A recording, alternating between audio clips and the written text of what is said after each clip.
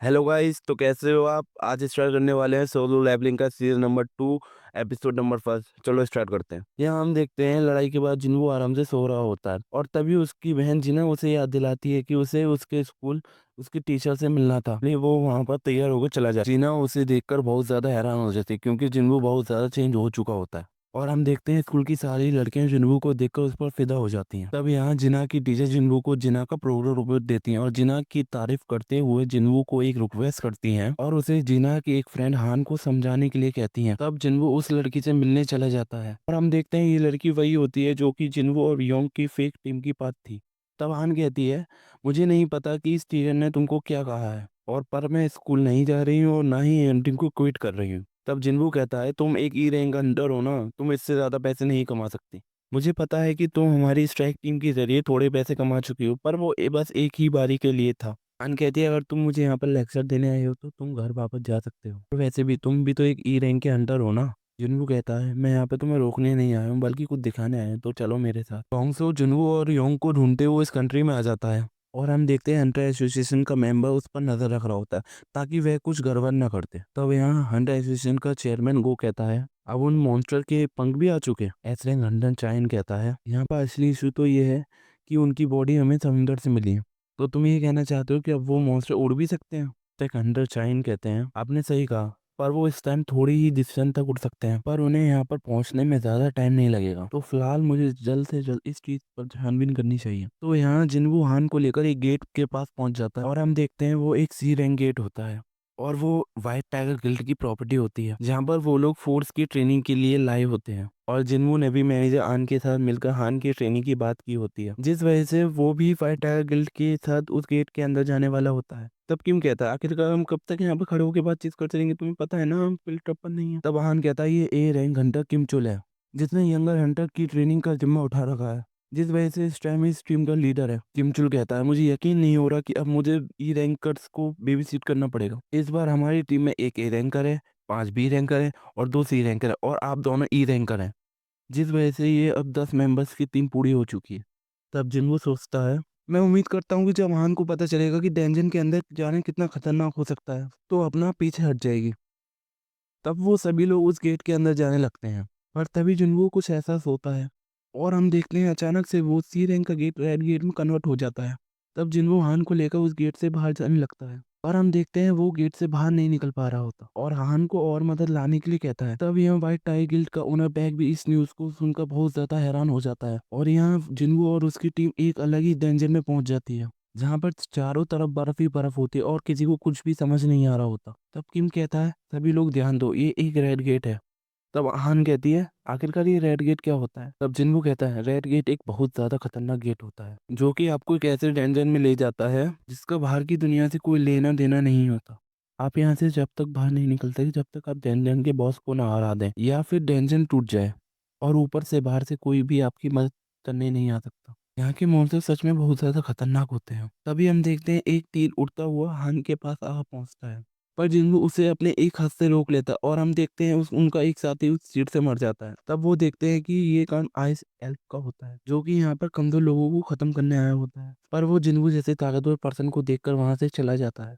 तब किम कहता है, सभी लोग ध्यान दो, तुम सभी को पता है कि रेड गेट की वजह से हमारी मदद करने कोई भी नहीं आ सकता और अब हमें बी रैंक या उससे हायर रैंक के मॉन्स्टर के साथ सामना करना पड़ेगा। तो इसलिए मैं उम्मीद करता हूँ कि तुम मेरे जैसे हायर रैंक का कहना मानोगे, क्योंकि तुम इस तरह से बच सकते हो, पर मैं तुम सभी को एक साथ कमान नहीं दे सकता, जिस वजह से हम 2 ग्रुप में बढ़ जाएंगे ताकि सभी लोग जिंदा रह सकें। तो इसलिए जिंदा जो रहना चाहता है वो मेरे साथ चले। तब हम देखते हैं व्हाइट टाइगर गिल्ड के सारे मेंबर किम के साथ जाने लगते हैं। किम सी रैंक या उससे कम रैंक वाले हंटर को अपने साथ चलने के लिए मना कर देता है क्योंकि उसे लगता है अगर हमें जीना है तो उन्हें उन लोगों को अपने साथ लेके जाना नहीं चाहिए जो कि उसके काम नहीं आ सकते, और क्योंकि उस जगह का एक दिन बाहर की दुनिया का 1 घंटे के बराबर होता है तो किसी को भी नहीं पता कि वो लोग कब आजाद होंगे, जिस वजह से वो किसी भी कमजोर को बचाने का जिम्मा नहीं उठाना चाहता। पर हम देखते हैं बी रैंक की हंटर पाक किम की टीम को छोड़कर जिन्बू की टीम में आ जाती है और जिन्बू से कहती है, किम तो उस एरो को नोटिस भी नहीं कर पाया पर तुमने तो उसे रोक लिया, जिसका मतलब तुम एक ई रैंक तो हो नहीं सकते, मेरे हिसाब से तो तुम ए रैंक हो